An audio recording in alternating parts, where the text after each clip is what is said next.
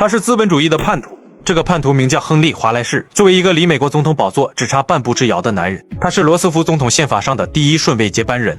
他本该安稳地坐在金字塔尖，叼着雪茄，和财阀们愉快地切分战后世界的蛋糕，但他偏不。他干的事简直比左派还左派，就差把华尔街大亨们的饭桌连锅端了。这也最终导致原本有望接管美国的他，被极其庞大的既得利益群体强行褫夺了接班人的资格。这一切的源头要从一场跨越时空的思想交锋说起。1941年2月17日，离珍珠港事件还有9个月。当时欧洲已经打成了一锅粥，英国老大哥正被德国按在地上摩擦。就在这个极其微妙的节点，时代和生活杂志的传媒大亨亨利·卢斯发表了一篇几千字的长文《美国世纪》。这绝不是一篇普通的文章，这是美国资本精英向全世界下达的接管通告，核心逻辑极其直白，主要是4段。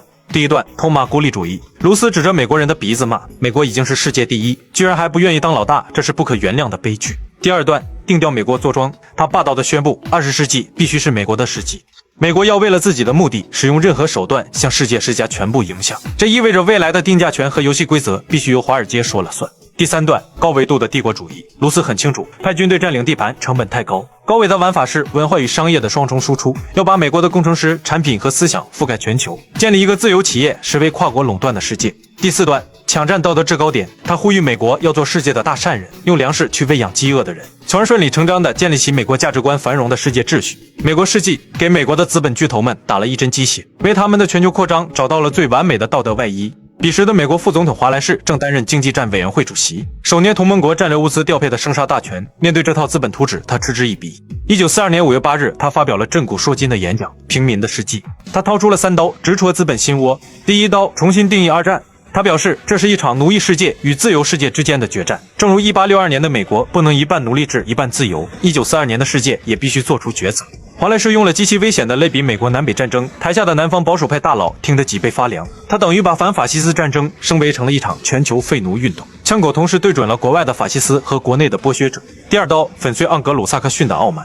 他表示，没有所谓的美国世纪，即将迈入的必须是平民的世纪。俄罗斯人、中国人、印度人和美洲人，他们学习读写和操作机器的能力绝不亚于你们的孩子。这一段杀伤力堪比核爆。他等于在警告台下的白人精英，全世界的普通人都觉醒了，你们引以为傲的血统算个屁！靠垄断技术剪羊毛，把第三世界当人肉电池的时代彻底结束了。第三刀，清算跨国垄断卡特尔。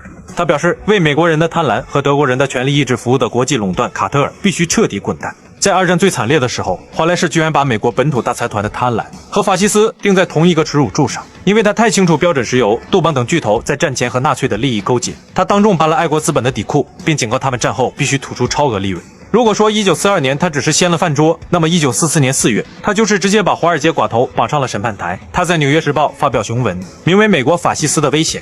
文章的核心内容是，最大的法西斯不在柏林，就在纽约和华盛顿的豪华办公室里。法西斯的底层逻辑其实是极端的贪婪，为了金钱和权力，他们会毫不留情地使用欺骗或暴力。他指出，这些财阀通过控制媒体，蓄意歪曲真相，制造社会裂痕。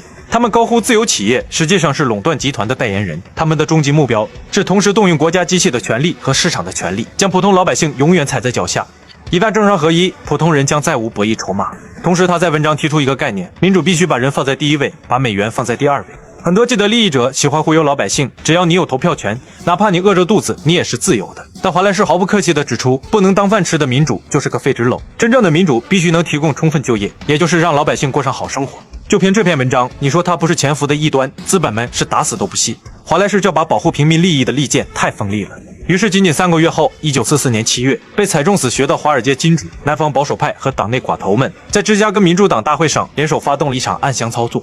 通过强行停电、警察堵门、利益交换选票，他们硬生生把这位民调支持率高达65%的准总统彻底踢出了历史舞台。他不仅是资本主义的叛徒，更是罗斯福新政最后的一道护身符。当他倒下后，冷战的铁幕、军工复合体的崛起都已成定局。